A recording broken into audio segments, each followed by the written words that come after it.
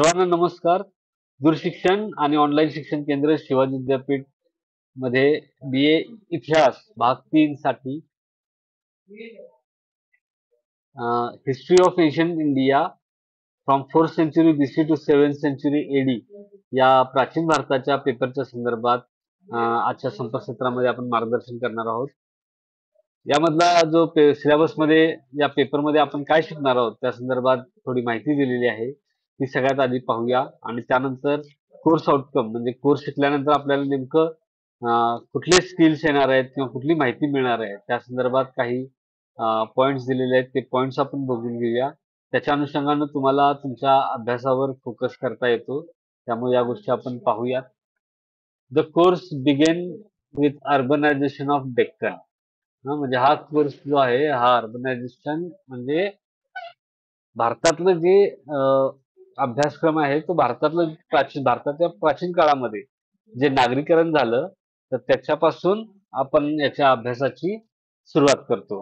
आणि prosperous international trade in early India म्हणजे खूप अशी भरभराट झालेलं आंतरराष्ट्रीय व्यापार जो प्राचीन काळात होत होता त्याच्या माहिती घेण्यापासून आपण सुरुवात करतो. It explore various facets of golden age of ancient India during Vakataka and Gupta and Vakataka period. म्हणजे याच्यामध्ये गुप्त काळ वाकाटक काळ किंवा गुप्त काळ जो आहे तो भारताच्या संदर्भात स्वर्णयुगाचा काळ मानला जातो प्राचीन भारतातला. आणि त्या काळामध्ये त्याची जी वेगवेगळी वैशिष्ट्य आहेत त्या काळातली तर ती आपल्याला याच्यातनं माहिती घ्यायची आहे त्याच्यात. त्यानंतर it acknowledge the contribution of Chalukya of Badami and Pallava of South India to the shaping the country not only politically but culturally also. म्हणजे याच्यानंतर आपण यामध्ये बदामीचे चालुक्य आणि दक्षिण भारतातले पल्लव यांनी जो काही भारत आहे तर त्याला राजकीय दृष्ट्या नव्हे तर सांस्कृतिक दृष्ट्या जे त्याचं आताचं स्वरूप आहे ते स्वरूप देण्यामागे यांची काय भूमिका होती हे आपल्याला बघायचं आहे. It also help to understand the social condition in ancient India and glorious development in sphere of art and architecture. म्हणजे याच्यामध्ये सोशल कंडिशन म्हणजे सामाजिक परिस्थिती प्राचीन भारतातली आणि त्याच्यातले जे काही कला आणि वास्तुशास्त्र याच्यामध्ये जे काही मोठ्या प्रमाणात अत्यंत शैलीदार असं विकास झाला या सगळ्या शैलीचा तर त्याचा एक आपल्याला अभ्यास त्याच्यातून करायचा आहे. कोर्स आउटकम म्हणजे या कोर्स मधून आपण काय शिकणार आहोत तर know the political economic and religious development which टूक place in early historic India. म्हणजे या म्हणजे आरंभीच्या भारताचा जो इतिहास आहे त्यामध्ये कुठल्या कुठल्या राजकीय आर्थिक आणि धार्मिक विकास झाला तर ते आपल्याला याच्यातून पाहायचं आहे. त्याच्यानंतर दुसरा मुद्दा आहे explain the role of played by major Satavahana Kushan Gupta Vakataka Kings. म्हणजे गुप्त वाकाटक त्याच्यानंतर सातवाहन कुशाण ही जी राजवटी झाल्या त्याच्यातले काही मुख्य हे होत्या राजवटी होत्या म्हणजे ही या 4 प्रमुख राजवटी होत्या. तर या राजवटींनी नेमकी या सगळ्या भारताच्या इतिहासामध्ये यांची काय भूमिका होती ते आपल्याला याच्यातून समजून घ्यायचं आहे. Give an account of the development in the post Gupta period. म्हणजे गुप्तोत्तर काळामध्ये पोस्ट गुप्ता म्हणजे गुप्तोत्तर काळामध्ये म्हणजे गुप्त साम्राज्याच्या नंतरचा काळ गुप्तोत्तर काळ. तर त्या गुप्तोत्तर काळात झालेल्या विकासाला किंवा त्याच्यात जे काही बदल झाले त्याला आपल्याला याच्यातून माहिती याची मिळेल. आणि have an inform opinion about the society and culture of ancient India. म्हणजे भारतातल्या समाज आणि संस्कृती याच्याबद्दलचं तुमचं एक स्वतःचं मत जे आहे ते या इतिहासाच्या अभ्यासातून, या पेपरच्या अभ्यासातून ते व्यवस्थित तुमच्या लक्षात येईल असं त्यांना म्हणायचं आहे. ठीक आहे.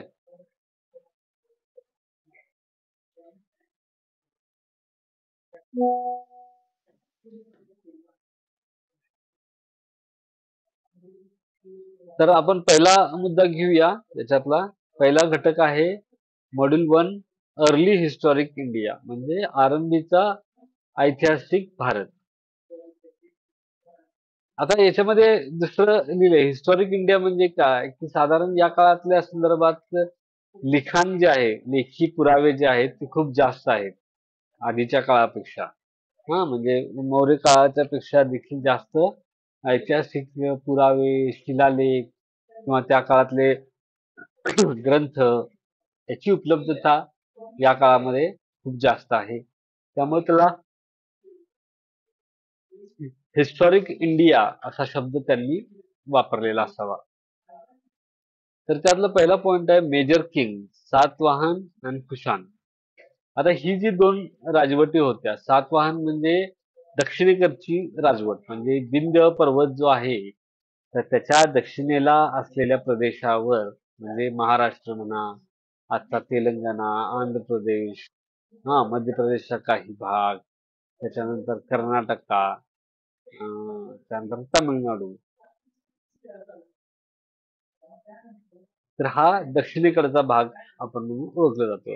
तर आता तामिळनाडू वगळता या कर्नाटकातला काही भाग, आंध्र प्रदेश, तेलंगणा, महाराष्ट्र, कोकण, या भागांवर सातवाहन नावाचे राज्यकर्ते राज्य करायचे. आणि त्याच्यात तुम्ही नाव ऐकले असतील, गौतमीपुत्र सातकर्णी असं एक नाव, प्रसिद्ध नाव येतं.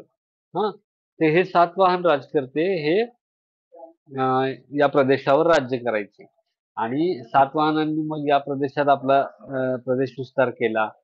आणि मग त्याच्यातले ते जे शकांचं आक्रमण होतं भारतामध्ये, इराण मधले शक जे साम्राज्य होतं त्यांची आक्रमण झाली होती. आणि त्यांचे जे क्षत्रप होते, क्षत्रप, तर ते क्षत्रप जे आहेत त्यांचं राज्य भारतामध्ये बऱ्याच पश्चिम भारतामध्ये, म्हणजे हा महाराष्ट्र, गुजरात, राजस्थान हा जो भाग आहे पश्चिमेकडचा भारताचा, तर त्या भागामध्ये त्यांचे राज्य पसरलेली होती.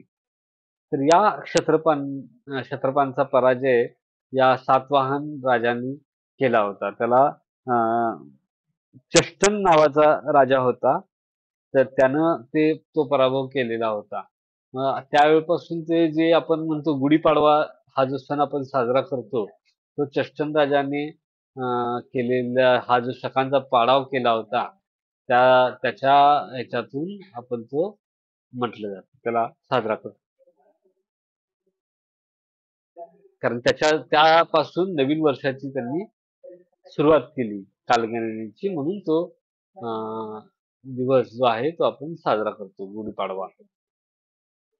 तर हे अशी ही सातवाहनांची बॅकग्राऊंड आहे. तुम्ही जुन्नर नावाचं गावाच्या बद्दल ऐकलं असेल. पुणे जिल्ह्यातलं जुन्नर नावाचं, पुणे जिल्ह्यात, पुण्यामध्ये नाशिक मधलं जुन्नर नावाचं जो एरिया आहे, तिथं नाणेघाट नावाचा एक घाट आहे. समुद्राच्या म्हणजे हे कोकण किनारपट्टीला जाणारा रस्ता, काय म्हणजे या देशावरनं, देश म्हणजे हा पठारी प्रदेश, तर या पठारी प्रदेशातनं कोकणच्या किनारपट्टीच्या प्रदेशात जाणारा जो रस्ता होता तो नाणेघाटामध्ये होता. आणि हा नाणेघाट खूप जुना आहे. तर या नाणेघाटामध्ये तिथे लेणी कोरलेल्या आहेत. आणि असं म्हटलं जातं की ते सातवाहनांच्या काळात कोरलेले आहेत. आणि तिथे सातवाहन राज्यकर्त्यांच्या मूर्त्या देखील त्या लेण्यांमध्ये बनवण्यात आलेल्या आहेत. तर असं हे सातवाहनांचं साम्राज्य होतं. त्याच्याबद्दलची सविस्तर माहिती तुम्हाला आता जी PDF मिळेल लवकरच, त्याच्यात तुम्हाला ती मिळून जाईल. अशाच पद्धतीचं अजून एक किंवा याच्यापेक्षा खूप मोठं साम्राज्य असलेलं घराणं म्हणजे कुशाण. कुशाण जे होते ते मध्य आशियातलं, जो आता खोरासान किंवा आता तुम्ही बघितला अझरबैजान, हा किर्गिस्तान, हा अफगाणिस्तान हे जे एरिया आपण बघतोय, हा तर त्या भागात देखील या कुशाणांची सत्ता होती आणि या कुशाणांनी भारतावर आक्रमण केलं. त्यांच्यातला सर्वात प्रसिद्ध राज्यकर्ता जो आहे तो कनिष्क या नावानं ओळखला जातो. तर कनिष्कची मूर्ती जी आहे ती आपल्याला पुरातत्वीय उत्खननात सापडलेली आहे. तर ती मूर्ती तुम्ही शाळेत शिकताना देखील बऱ्याचदा पाहिलेली असेल. पाहिली का तुमच्यापैकी कोणी मूर्ती पाहिली आहे का याची?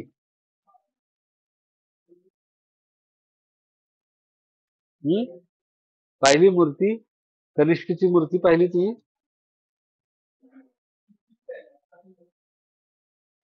आठवतंय का पाहिल्याचं? नाही सगळं आठवत नाही. आणि कोणाला काय आठवतंय? आठवत नाही असं तरी सांगा.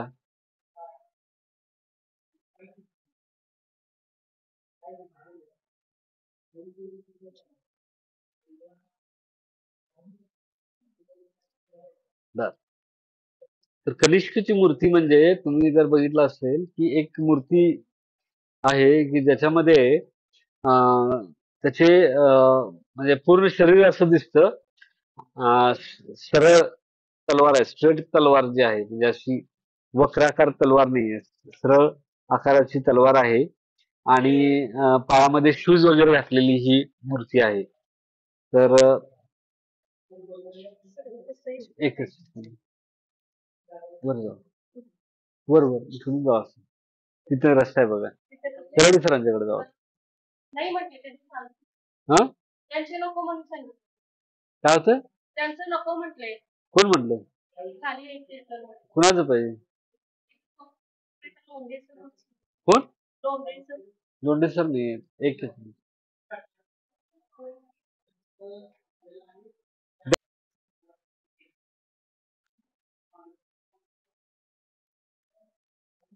तर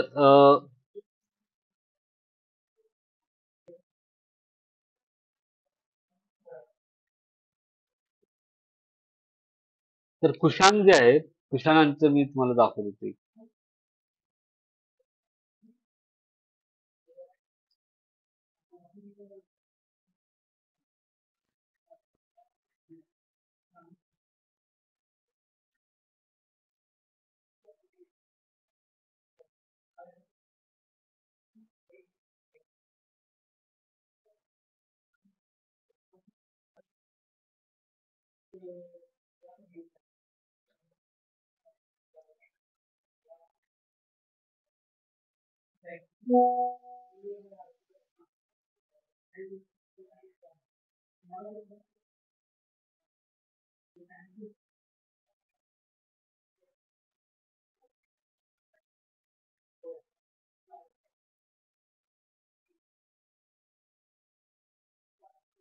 हे बघा, हे पाहिलंय का तुम्ही?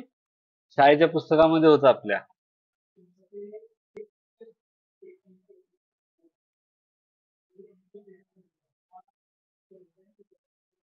आवाज येतो ना माझा?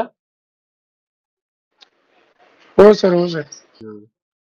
ही मूर्ती तुमच्या शाळेच्या पुस्तकात पण आहे, प्राचीन भारताच्या इतिहासामध्ये. तर याचं वैशिष्ट्य असं आहे की ही तलवार जी त्याच्या हातात दिसते, ही सरळ तलवार दिसते आपल्याला. सरळ सरळ असलेली म्हणजे वक्राकार नसते. जशी आता आपण तलवार म्हणून ज्याला ओळखतो की नाही, थोडी वक्राकार असते. त्याच्यानंतर हे सूट घातलंय त्यानं. कोट सारखे त्याचे कपडे तुम्हाला दिसतात. ओव्हरकोट घातल्यासारखे.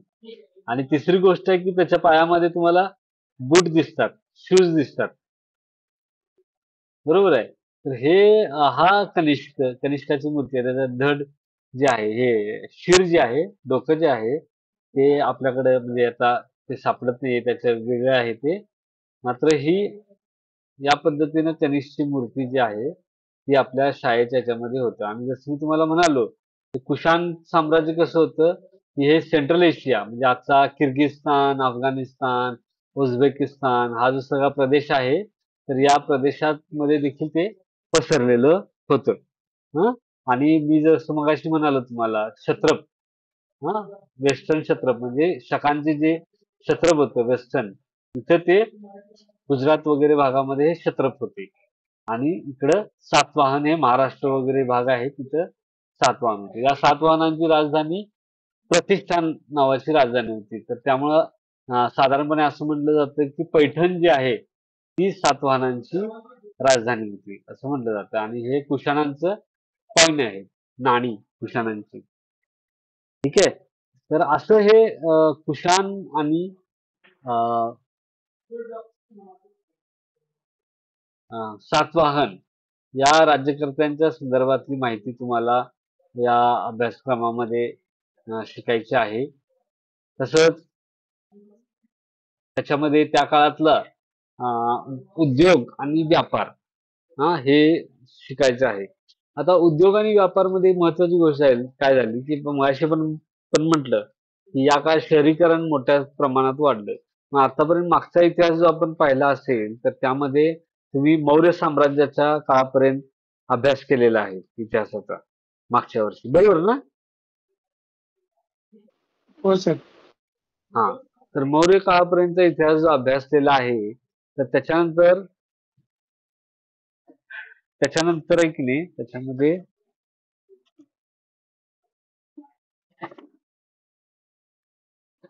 मौर्य काळाचा इतिहास आपण अभ्यासलेला आहे, बरोबर. आता हा मौर्य काळाच्या मागे आपण जर बघितलं की त्याच्या आधी तुम्ही महाजनपदांचा इतिहास अभ्यासला होता, बरोबर. महाजन काळाचा इतिहास अभ्यासला तर त्या महाजन काळाच्या संदर्भात असं आहे की महाजन काळाच्या अभ्यासाच्या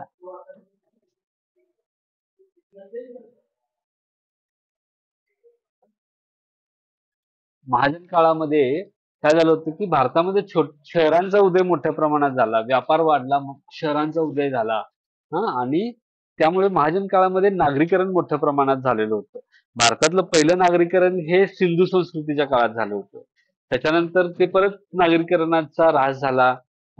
मोठी शहरं जाऊन छोटी छोटी गावं खेडी झाली. आणि त्याच्यानंतर पुन्हा महाजन पदांच्या काळामध्ये शहरांची संख्या वाढलेली आपल्याला दिसते.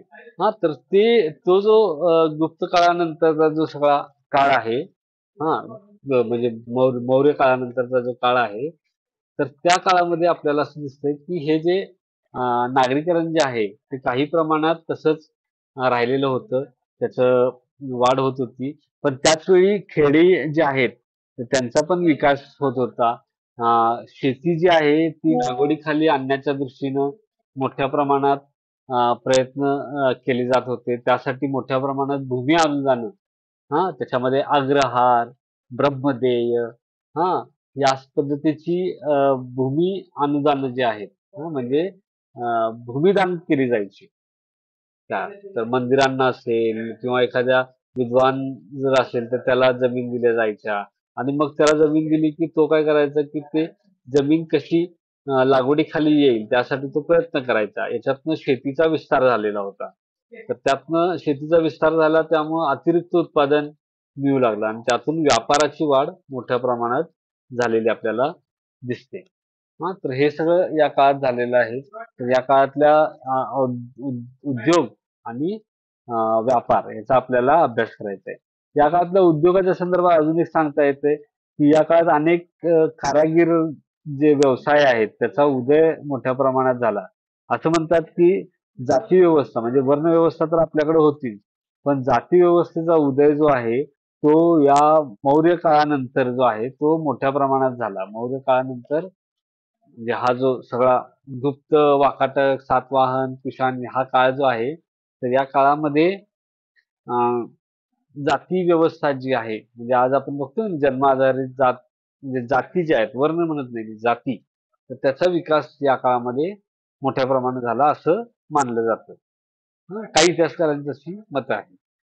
आणि तिसरा जो पॉइंट आहे याच्यातला तो हीनयान बुद्धिझम आहे. म्हणजे बौद्ध धर्माचा अभ्यास आपण मागच्या वेळी केला. या बौद्ध धर्मामध्ये नंतर फूट पडली आणि हीनयान पंथ जो आहे तो याच्यामध्ये हीनयान आणि महायान असे दोन पंथ जे आहेत ते बौद्ध धर्मामध्ये निर्माण झाले आणि या घटकामध्ये आपल्याला हीनयान बुद्धिझम जो आहे त्याचा अभ्यास आपल्याला करायचा आहे. ठीक आहे. तर त्यानंतर दुसरा जो घटक आहे तो आहे क्लासिकल एज. क्लासिकल एज म्हणजे त्याला आपण सुवर्ण युग म्हणू शकतो किंवा एक असा काळ की जो भव्य दिव्य होता. त्याच्यात खूप चांगल्या चांगल्या गोष्टी होत्या. उच्च प्रतीच्या गोष्टी होत्या. त्याला क्लासिकल असं म्हणतो. आपण म्हणतो नाही एखादी गोष्ट खूप चांगली असेल काय क्लासिक आहे. हा तर क्लासिक म्हणजे जे खूप चांगलं होतं, आदर्शवत होतं असं. मग तो हा जो काळ आहे, जसं मी मगाशी पण म्हणालो होतो तुम्हाला, की भारतातला गुप्त काळ जो आहे, तो स्वर्णयुग मानला जायचा प्राचीन भारतातला. मग या गुप्त काळाच्या संदर्भात ही संकल्पना क्लासिकल एजची मांडलेली आहे. तर आपल्याला या घटकात काय करायचंय, की गुप्त आणि वाकाटक यांच्या काळातले राज्यकर्ते आहेत, त्यांचा अभ्यास आपल्याला करायचा आहे. आता गुप्त काळामध्ये गुप्त साम्राज्यामध्ये समुद्रगुप्त नावाचा राज्यकर्ता होऊन गेला, कुमारगुप्त नावाचा राज्यकर्ता होऊन गेला. त्यातला समुद्रगुप्त हा खूपच फेमस करता होता. तर या समुद्रगुप्ताच्या संदर्भात आपल्याला माहिती घ्यायची आहे.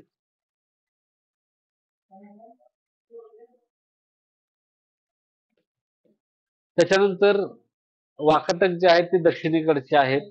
त्यांच्या देखील राज्याची माहिती आपल्याला घ्यायची आहे. आता या गुप्त काळातलं जे महत्वाचं वैशिष्ट्य आहे, त्याला सुवर्णयुग वगैरे म्हटलं जातं. त्याच्यात महत्वाचं वैशिष्ट्य म्हणजे त्या काळातली कला आणि साहित्य आणि विज्ञान, वैज्ञानिक प्रगती. साहित्यामधली आणि वैज्ञानिक प्रगती जी आहे, या अ, गुप्त काळातली ती खूप महत्वाची होती. हां, म्हणजे कालिदास नावाचा जो सुप्रसिद्ध आणि जगप्रसिद्ध नाटककार होता किंवा कवी होता.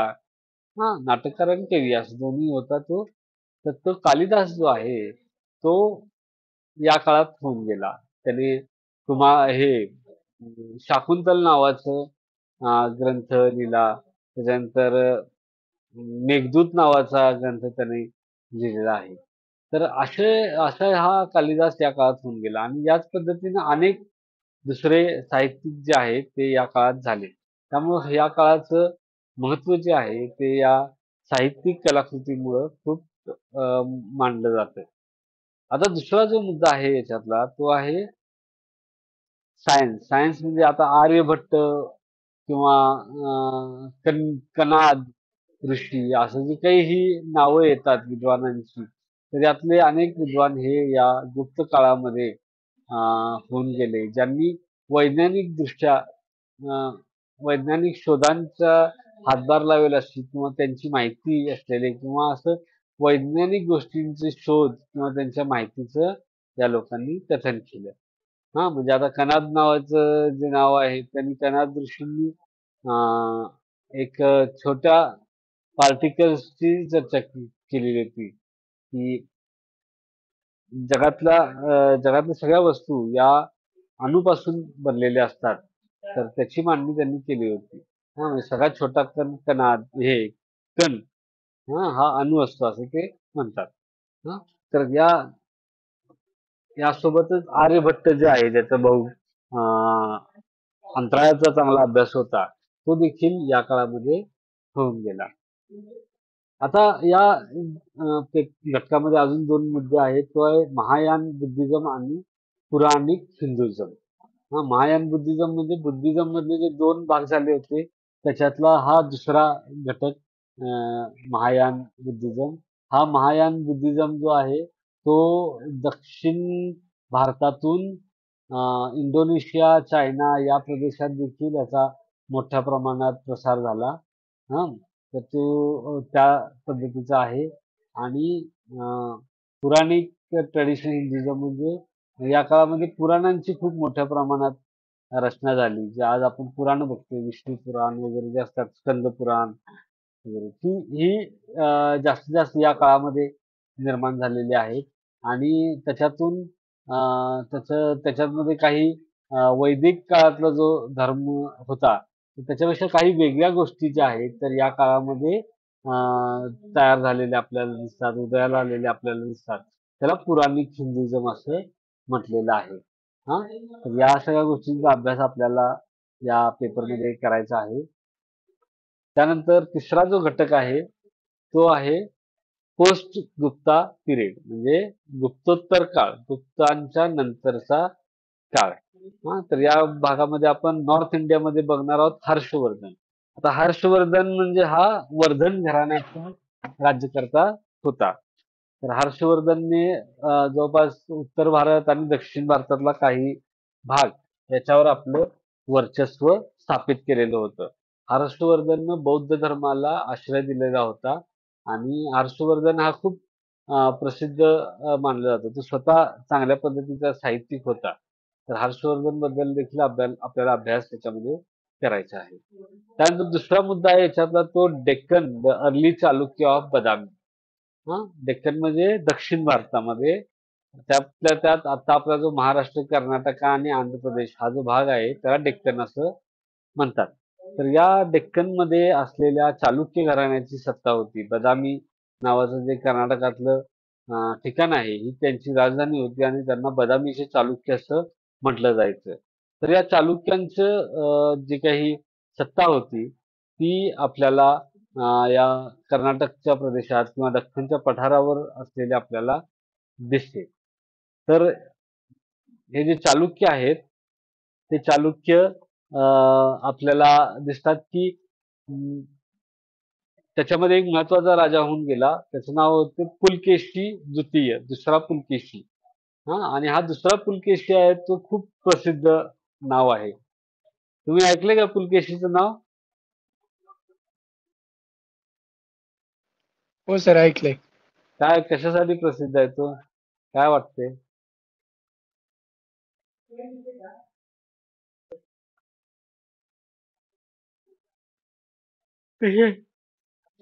कशासाठी प्रसिद्ध असावं सांगा मला.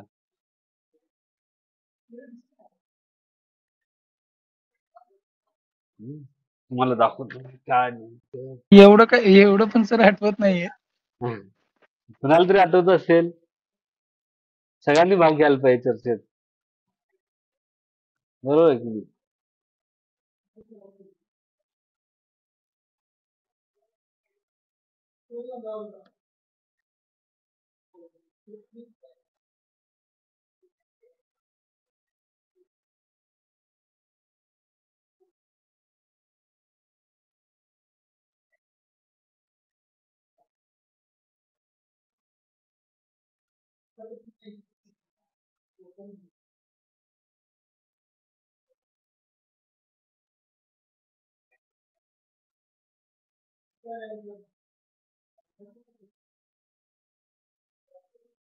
नाही, याच्यामध्ये ते नाहीये जे मला हवंय ना.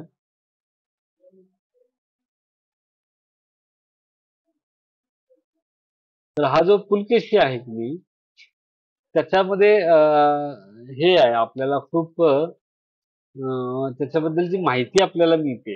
कारण त्याच्याबद्दल आहे की नाही एक एक मिनिट हेच आहे बहुतेक.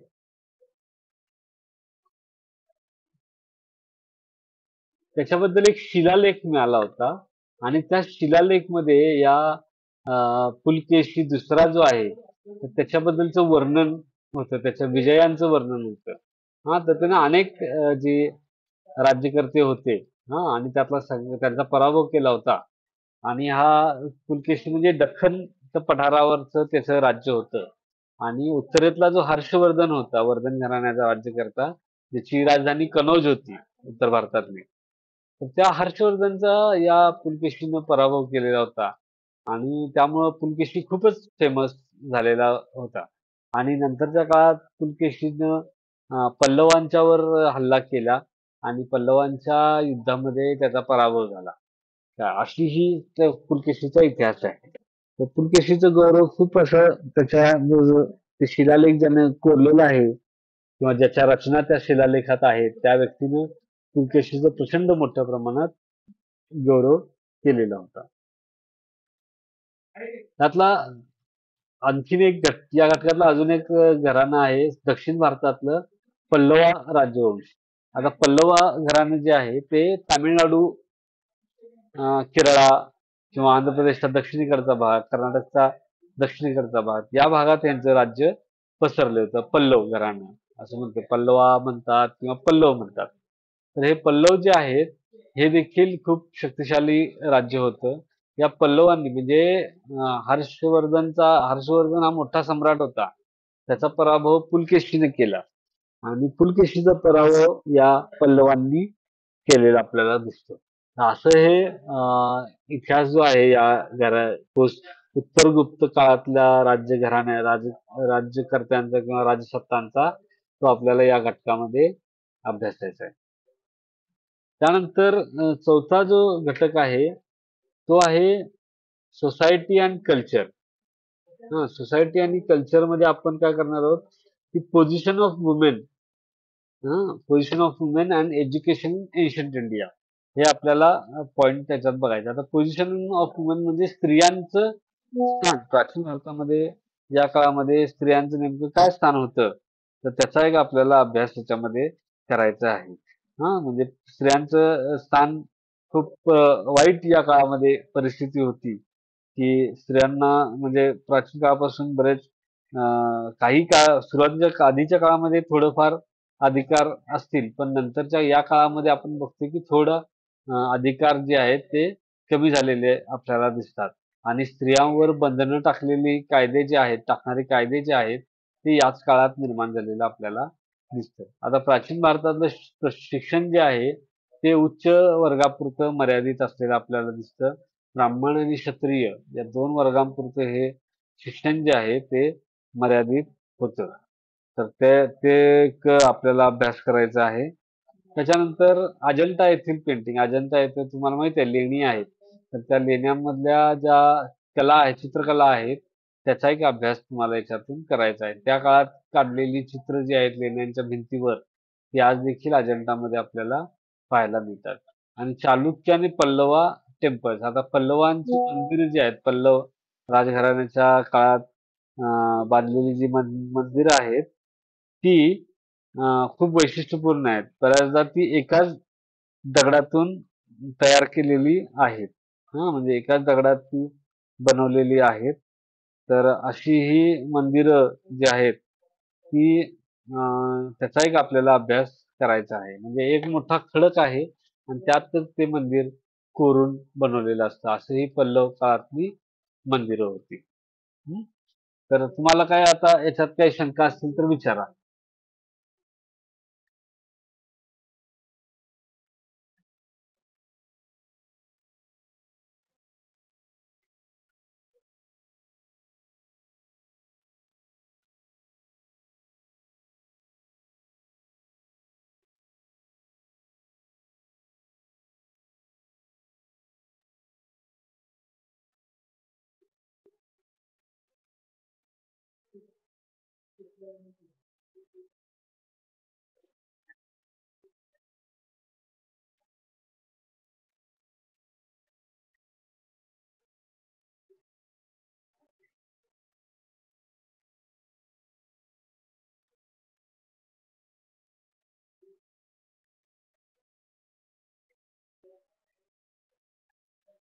हे बघा महाबलीपुरम जो एरिया आहे, ठिकाण आहे, तिथे हे पल्लव काळातलं मंदिर आहे. असं मोठा दगड आहे आणि त्या दगडावर हे अशा पद्धतीनं कोरीव काम केले आणि हे जे दिसतं इथनं मंदिरात प्रवेश करता येतो.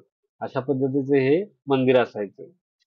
की जे असं कोरून बनवत होते. हे खांब जो आहे तो दाखवतात मंदिरातला. हे बघा अशा पद्धतीचं दगडामध्ये हे मंदिर कोरलेलं असायचं.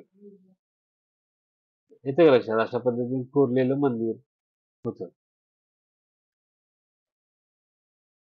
किंवा अशा पद्धतीने दगडात कोरून परत काही भाग वरती बनवून ही मंदिरं बनवलेली होती. हे बघा हे असं अखंड दगड आहे आणि तसंच ते कोरून मंदिरं बनवलेली आहेत. हे बघा. हे नंतरच्या काळात. तर हे अं, पल्लव काळातलं स्थापत्य कलेच्या संदर्भातली उदाहरणं आपण पाहिली. तुम्हाला काही शंका असतील तर विचारा.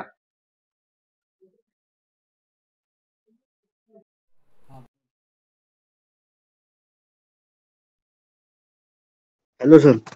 मला माझं हे पाठव, माझ्या ह्याच्यावर पाठव ना ते. माझा हॅलो. PC पाठव. हॅलो. हा सर बोला. हॅलो. अरे नाही, माझं कॉन्टॅक्ट सिस्टम चालू आहे. काय? हा वैभव बोला. हा वैभव बोला. सर हे हिस्ट्री 12चं सांगितलं ना आता, ते पुस्तक अजून एक तयार मिनिट नाही आवाज म्हटलं येतो ते. तुमचा. हॅलो. हॅलो. हा बोला, आता येतोय. हा सर, हे आता सांगितलं ते हिस्ट्री 12चं होतं ना, पुस्तक नाही तयार म्हटलं त्याचं. हा हेच. हा हा. आता ती पण 2 दिवसात मिळेल तुम्हाला. PDF मिळेल त्याची. म्हणजे असं एकदमच मिळणार नाही असं नाहीये. फक्त आता ती दिलेली नाही तुम्हाला. ठीक आहे. हा हा. PDF म्हणजे अजून पुस्तक तयार व्हायला वेळ लागणार सर. PDF मिळेल. हा म्हणजे पुस्तक ते म्हणजे आता पुस्तक मध्ये PDF आली तरी खूप मोठं काम आहे ना आपल्यासाठी. कारण ते ऍटलिस्ट होय तुम्हाला होय. कळतं तरी. हा तर त्याचं जरा काम चालेल. चालू आहे. त्याच्यामध्ये थोडं हे होतं, म्हणजे जरा जास्त काम असल्यामुळं ते राहते. ते पण मिळेल खरं, होय होय. 2-3 दिवसात आपल्याला मिळेल ते पण, असं मला वाटतंय. हं? ठीक आहे ठीक बाकी आहे सर. 4 पुस्तकं जी आहेत, जे मी नावं पाठवलेत, ती आता प्रिंट करून अवेलेबल आहेत. हा हा. ठीक आहे. आणि एक पुस्तक इतिहास आणि पर्यटन, त्याला अजून 2 दिवसात ते डिस्ट्रीब्युशनला उपलब्ध होईल विद्यापीठामध्ये. हा अशी टोटल 7 पुस्तकं मिळतील. आणि मग एक पुस्तक जे आहे ते थोडं राहील, त्याच्यामुळे आपण ते जर नंतर मिळेल. ठीक आहे सर. हं? आणि असाइनमेंट कधी काय होणार सर? असाइनमेंट पण देतो आता. मी पाठवून दिले त्यांच्याकडं. हा. त्यांच्याकडनं मिळाले की आपल्याला हे करता येईल. ओके ठीक सर. आहे. हा. ते सकाळी तुम्हीच मेसेज केलता का मला? होय सर. हा बरोबर. ठीक आहे. अजून काही शंका आहे? याच्यात काय कळालं नाही, काय अवघड वाटतं? मी काय करतो, डिस्कव्हरी ऑफ इंडिया नावाची एक वेबसाईट, हे एक सिरियल होती. त्याची व्हिडिओ तुम्हाला पाठवतो. ती खूप सुंदर सिरियल होती. आणि या प्राचीन भारताच्या संदर्भातले जे त्याचे व्हिडिओ आहे, ते मी तुम्हाला पाठवतो. तुम्हाला मौर्य काळानंतरचा इतिहास आहे ना याच्यामध्ये. त्याचे एक 2-3 एपिसोड असतील. तर ते आपण बघा तुम्ही. तुम्हाला खूप आवडेल ते. कारण त्याच्यातनं बऱ्याच गोष्टींची माहिती जी आहे, ती तुम्हाला होऊन जाईल. म्हणजे कास्ट सिस्टमच्या संदर्भातली माहिती मिळेल, आणि त्याचबरोबर आर्किटेक्चरचं पण मिळेल. आणि हे जे त्याच्यामध्ये कुणाचं आहे, गुप्त साम्राज्याचं म्हणजे राजकीय इतिहास कमी आहे जरा त्याच्यात. पण हे जे कल्चरल हिस्ट्री आहे किंवा कालिदासच्या संदर्भातली माहिती आहे, त्याच्या नाटकांची वगैरे, ती तुम्हाला त्यातून मिळेल. ठीक आहे. Okay sir. तर असं तुम्ही सर्च करत चला. म्हणजे कनिष्कच्या संदर्भात तुम्ही सर्च करू शकता. असं करून तुम्ही त्याचा पण अभ्यास करू शकता. माझं काय म्हणणं आहे, की फक्त सिम मटेरियल जे आहे त्याच्यापुरतं मर्यादित राहू नका. कारण आता तुम्ही नंतर समजा MA करणार, आता तुम्ही BA इतिहास निवडले, याचा अर्थ तुमच्यापैकी बरेच जण MA इतिहास करण्याचा विचार करणारे आहेत. हां, तर त्या हिशोबानं तुम्ही तुमचा जरा वाचनाचा स्कोप जो आहे, किंवा समजून घेण्याचा स्कोप जो आहे, तो थोडं तुम्हाला वाढवता येईल याच्यातून. ठीक आहे. मी आता लगेच टाकतो. तोपर्यंत तुम्हाला काही प्रश्न असतील तर विचारा तुम्ही.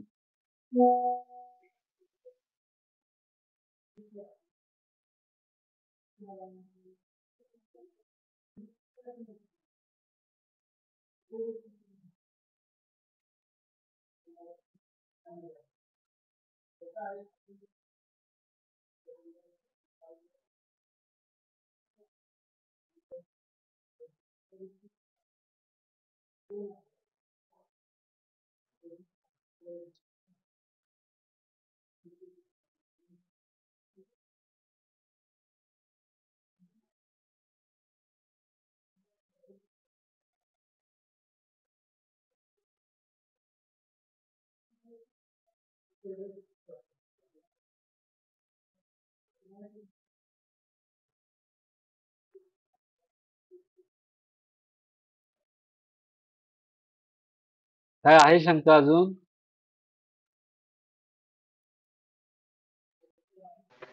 नाही नाही सर.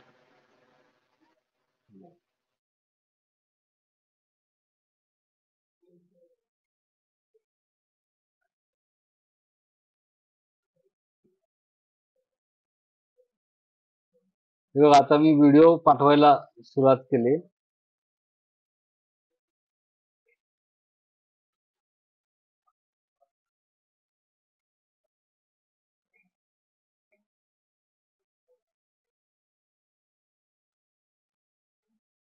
तीन व्हिडिओ आहेत.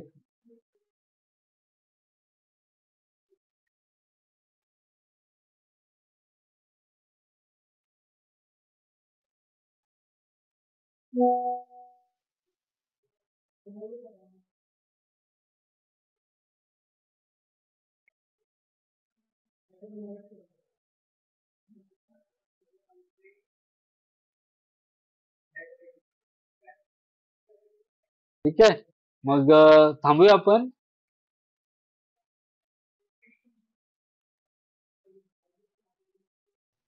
सर पुढचं कॉन्टॅक्ट सेशन वगैरे काय होणार आहे आणि परत? असं आपण रोज आजपासून दुपारी घेऊया. आता जसं घेतलं की नाही त्या हा पद्धतीने घेऊया. सगळे ठीक आहे सर. पेपरचे घेऊ आपण. हा ओके सर. हा, मी लावलेलं होतं खरं ते पुढच्या तारखेने 3 एप्रिल पासूनच होतं खरं. ते परीक्षेची तारीख तिकडनं सुरू होते, त्यामुळं आपल्याला आता घ्यायला लागेल. होय होय. ओके, चला. तुम्ही सर्वजण जॉईन झालात त्याबद्दल तुमचे सर्वांचे आभार. धन्यवाद.